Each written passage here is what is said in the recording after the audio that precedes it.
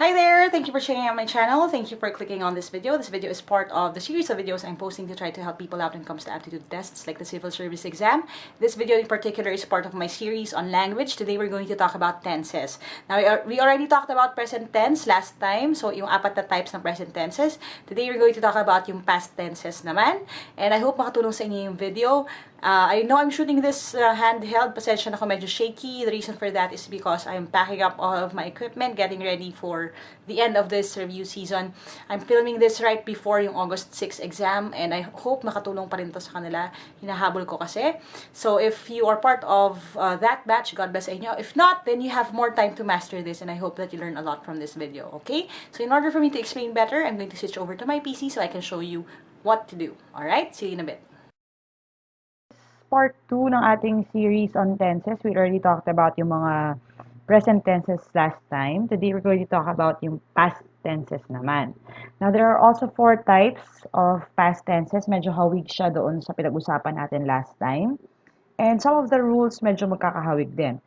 But again, the question is, kailan ba talaga? Ibig sabihin, kailan ba talaga siya nangyari? Ano yung mga ebidensya ng mga nangyayari before, after, or during dun sa pinag-uusapan natin? Kasi ang problema sa past tenses is, yes, lahat sila natapos in the past. But, okay, are we talking about yung nangyari sa past, tapos may nangyaring bagong bagay, or nangyari lang talaga sa past minsan, or nangyari ng patuloy-tuloy at continuous, bago may bagong nangyari. So, there are just some of the things na kailangan natin pag-usapan. Okay? These are just some of the things that we really need to pay attention to. Okay? So, I'm going to talk about each of them individually. Again, sorry for my voice. Naubos na yung boses ko kakaturo. But I hope you still understand what I'm saying. Okay? So, past simple. The first thing that we're going to talk about is this.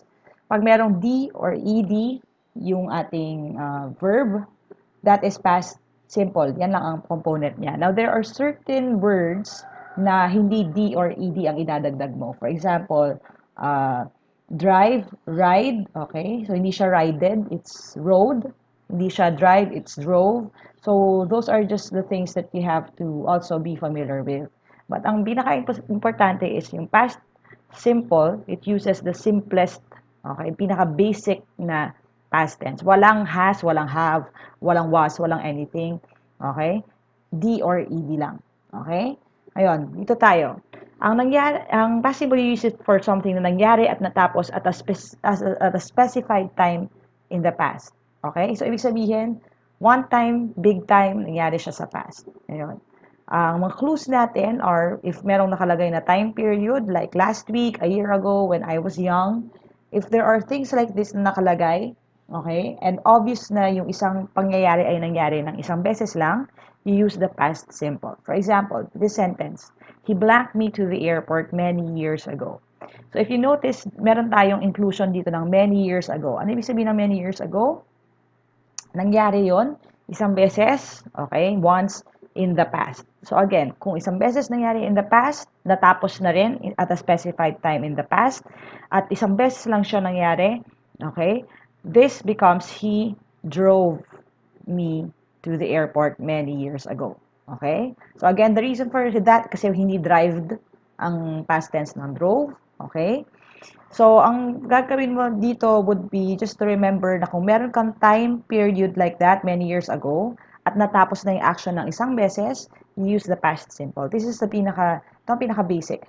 Now, the problem with Filipinos is that we are not comfortable using the past simple tense. Okay? Some people prefer na merong has or have or had lagi. So, ang nilalagay nila has driven me. But again, yung pagpapahaba na yon doesn't necessarily mean na tama yung ginawa mo.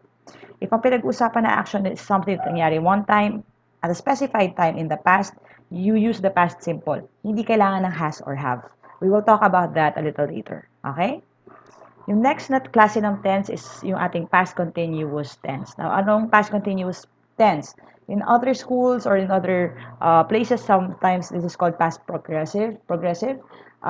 In the same way na yung present continuous is also called present progressive. But I prefer calling it continuous kasi alam natin yung word na continue. Bisa na continue, bisa sabihin tumutuloy or nangyayari.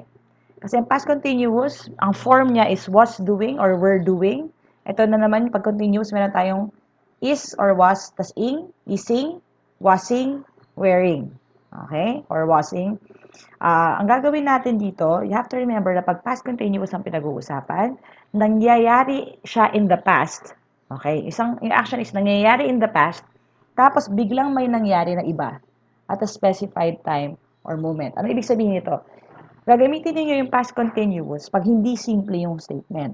You will use it pag kunyari may nangyayaring isang action, yun yung first part ng sentence, tapos biglang may sumingit na pangyayaring bago, na specified time.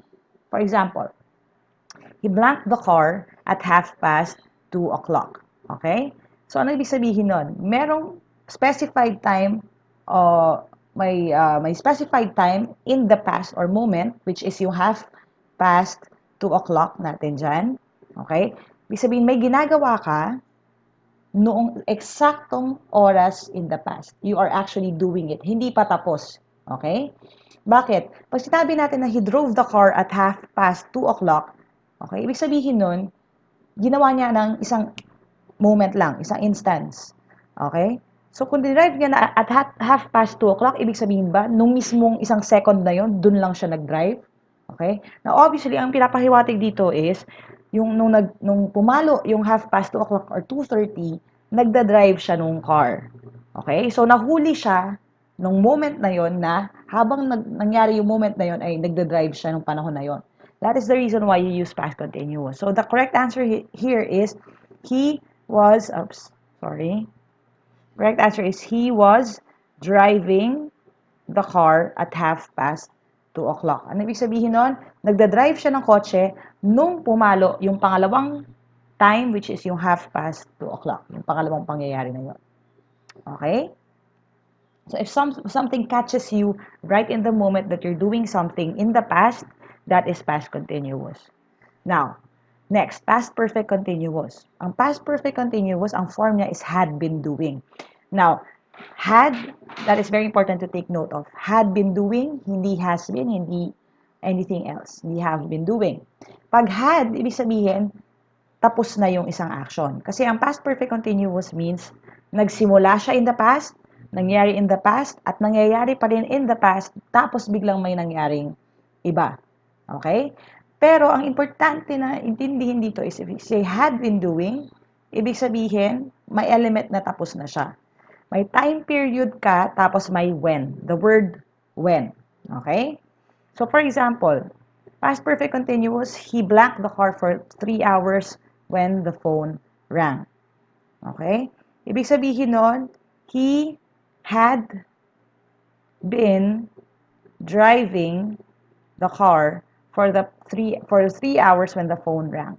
Makikita natin again yung word natin na when, tapos meron kang time period which is yung 3 hours. Ang ibig sabihin kasi na past perfect continuous is may ginagawa siyang action, okay, na nagsimula at nangyayari in the past, nangyayari pa rin nung biglang may tumawag. Okay? So nagda-drive na daw siya for 3 hours nung nag-ring yung phone. Now, it is different from yung ating past continuous kasi yung was driving at 2:30, yung 2:30 na yan is just one moment. Okay? Isang moment lang yan. Isang second lang yan. Yung past perfect continuous, we're talking about 3 hours na nangyayari yung isang action nung na-interrupt or naabala siya nung nag-ring na phone. Okay? Now, maliliit yung mga difference niya. So, I need you to pay attention to this. Really ask yourself kung ano talaga yung nangyayari sa sentence. Next, past perfect. Ang past perfect is had done ang form niya. So, hindi siya had-ing, siya ay had done. Ibig sabihin, had and then tapos na yung action. For example, nangyari at natapos na yung isang action bago may mangyari pang iba. Ang pinaka-key dito is yung word na natapos. Kasi yung past perfect continuous, hindi siya natatapos. In this case, di ba, he had been driving the car for 3 hours when the phone rang. Ibig sabihin nun, nagda-drive na siya for 3 hours, pero hindi niya planong huminto nung biglang nag-ring yung phone. Nagda-drive siya at probably magpapatuloy pa rin siyang mag-drive, okay, dito sa action na ito. Sa case ng past perfect, nangyari at natapos na bago may mangyaring iba. So, ang keyword natin here is the word before. Bakit? Ang ibig sabihin kasi ng before is, may ginagawa ka, pero tinapos mo siya before you do anything else. Okay? Hindi katulad ng past perfect continuous na when. Pag when kasi ibig sabihin nun, whether tapos ka or hindi, mangyayari at mangyayari siya. So, past perfect, clue natin before, sample sentence natin, he blanked Mr. Santos home before we left for the airport. Ano ibig sabihin nun? He had driven Mr. Santos home before we left for the airport. Bakit? Kasi natapos niya ng dinrive si Mr. Santos bago pa man sila umalis sa airport. Okay? So, pag meron ng word na before, which ang pinag-uusapan is yung action nangyari in the past, okay? Nangyari in the past, tapos natapos in the past, bago ka nagsimula ng bagong action, okay? You use the past perfect tense. Okay? Now, we're going to practice using some of the questions here. Sabi, I blanked for the train yesterday. Okay? So, hit pause now. Okay, let's try to see if you got this right. Okay? Sabi, I blanked for the train yesterday. Now again, Philippinism yon na mahilig tayo sa mga had been, have been, has been. But if you look at the sentence closely, ang sabi, I blanked for the train yesterday. Kahapon yon. Tapos na, right? Hindi naman sinabi kung ilang oras siya naghintay, hindi sinabi na naghihintay pa rin siya. So, ang pinag-uusapan dito, isang beses niya lang ginawa kahapon. The correct answer is I waited for the train yesterday. Naghintay ako para sa train kahapon. Okay? Ganun lang siya kasimple. It's a very simple sentence. This is a simple past tense.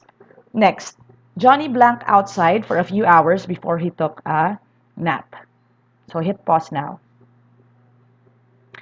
Alright, let's see how he did. Sabi, Johnny blanked outside for a few hours before he took a nap. Now, we have clues here, yung ating word na before. Ibig sabihin nun, Johnny blanked outside for a few hours before he took a nap. Anong ibig sabihin nun? Tapos na siyang maglaro. Okay? Kasi hindi naman pwede na naglalaro siya tapos bigla siyang nakatulog. Okay? Hindi when he took a nap. Okay? Kasi, kung when, ibig sabihin nun, naglalaro pa siya tapos bigla na lang siyang natumba, bigla lang siya natulog. Pagsabi natin ng word na before, ibig sabihin naglalaro siya ng ilang oras, natapos siya maglaro. After siya naglaro, nag-take siya ng nap. So, the correct answer here is had played. Bakit? Kasi tapos na siyang maglaro. Okay? Ngayon, again, careful with that. I know a lot of people will still answer letter B kasi mas mahaba siya, but be careful regarding that. Pag before ang pinag-uusapan, natapos na yung ginagawa niya, had played tayo. Sa past perfect tayo. Okay? Next, sabi, he blanked the train when the rain started. Hit pause now. Alright, so pag-usapan natin ito. Okay? So, anong ibig sabihin ng nangyayari dito sa sitwasyon na to? Obviously, nakasakay siya sa train. Pero, okay, hindi siya sumakay sa train in the past. Ang pinag-uusapan, nakasakay siya sa train when something happened, something specific, which is the rain started. So, ang tamang sagot here was riding. He was riding the train when the rain started. Tayo ay past continuous or past progressive. Okay? So, nakasakay siya sa train. Currently, nakasakay siya sa train nung umulan. Okay? So, again, very subtle yung differences. So, I encourage you to keep practicing para maging mas confident kayo with it. Okay? Alright, I hope you learned something new today. If you did, click thumbs up. Make sure that you share this video with your friends, lalo na kung mag-exam din sila. And if you want to reach out to me directly, you can go to www.facebook.com/Team Lyqa. If you're watching this on YouTube and you haven't subscribed yet, make sure that you subscribe. Hit the bell icon para malaman ninyo as soon as the new video posts. We're going to talk about the future tenses naman in the next video. So thank you guys for watching, and I hope that you make it sa exam ninyo, whether UPCAT yan, LAE, LET, or Civil Service exam. I hope makapasa kayo. Thank you guys for watching. God bless. Aja aja. Bye for now.